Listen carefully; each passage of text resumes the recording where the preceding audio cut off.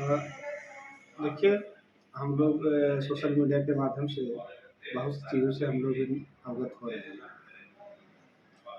एक खास दल के द्वारा, वो खास दल के विधायक जीतन राम मांझी को टारगेट करते हुए, डॉक्टर संतोष मांझी को टारगेट करते हुए अनगल अनाप-शनाप बयान दे रहे हैं। उनके बारे में हम कहना चाहते हैं, अगर लोकप्रिय होने का शौक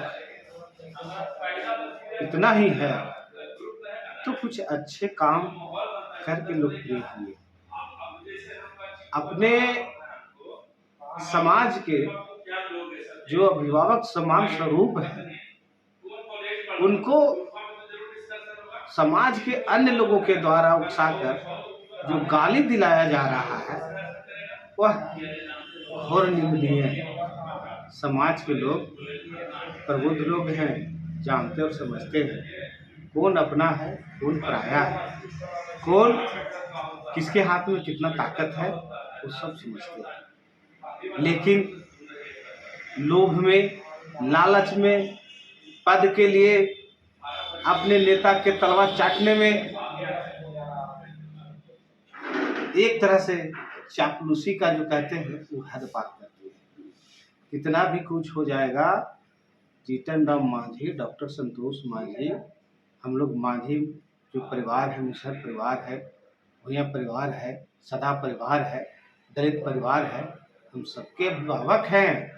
उनके जैसा होने के लिए और उनके जितना राजनीतिक कद होने के लिए आपको दूसरा जन्म लेना पड़ेगा।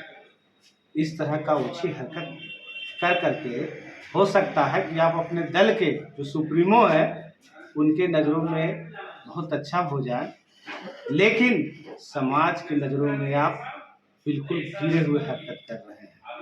कुछ लोग हमारे समाज के लोगों को गुमराह करने का भी प्रयास कर रहे हैं।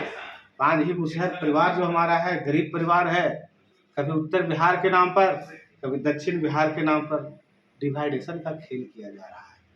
ये उत्तर और दक्षिण बिहार क्या होता है? हमारा समाज एक है, हम लोग एक है, एक साथ चलने वाले लोग हैं, एक पंथ को मानने वाले लोग हैं। जीतन राम मांझी जी ने कभी किसी व्यक्ति के हमारे को समाज के बारे में तो उल्टा पुल्टा कभी बयान नहीं दिया। उनके लड़कों ने तो कभी इस तरह का कोई हरकत नहीं किया।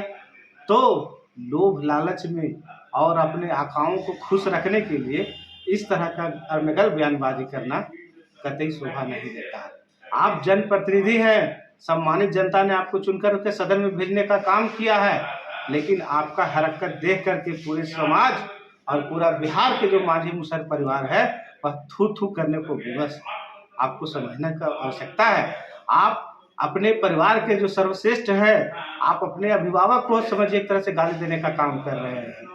आपके परिवार, आपके जो है वह जीतन राम मांझी ही होंगे, संतोष मांझी ही होंगे, लेकिन कभी दूसरे जो लोग के बहकावे में आप आकर के इस तरह का हरकत कर रहे हैं। पूरा समाज आपको देख रहा है, वॉच कर रहा है। आगे आने वाले दिनों में कहीं न कहीं उसका जवाब मिलेगा। कुछ लोग कहते हैं साथी, जीतन राम मांझी जी ने क्या किया? बिल्कुल जायज़ सवाल है। जीतन राम मांझी जी ने कुछ नहीं किया, बात भी बिल्कुल सही, लेकिन किया क्या है? जीतन राम मांझी ने किसी का इंदिरा आवास नहीं बनवा दिया। जीतन राम मांझी जी ने किसी के लिए अलग से कोई संगमरमर का टाइल्स नहीं लगा दिया। लेकिन हाँ, जीतन राम मांझी जी ने हमारे जैसे लोगों को बोलना सिखा दिया, लड़ना सिखा दिया। छाती से छाती लगा करके हम लोग लड़ने के लिए भी तैयार होते हैं, तो कहीं न कहीं उसकी देन जीतन राम मांझी। नहीं तो हमारे समाज के लोगों को किस तरह से दबाया जाता है, सताया जाता है, किस तरह से स्टम्प बना करके यूज किया जाता है, और किसी से छिपा हुआ है क्या? लेकिन मुख्यमंत्री रहते हुए भी उन्होंने पूरे बिहार में कम से कम मांझी मुसहर परिवार को झुकने नहीं दिया, और उन्हीं का वंशज डॉक्टर संतोष मांझी जी ने स्वीकार किया कि अगर हम चाहते तो हमको और मेरे पिताजी को, चाहे मेरी वाइफ को, चाहे मेरी सास को, सभी को टिकट देने के लिए बिल्कुल दूसरे दल के लोग तैयार थे। लेकिन हमने समाज को चुना, समाज के चुना और अपनी पार्टी को चुना, अपने लोगों को चुना।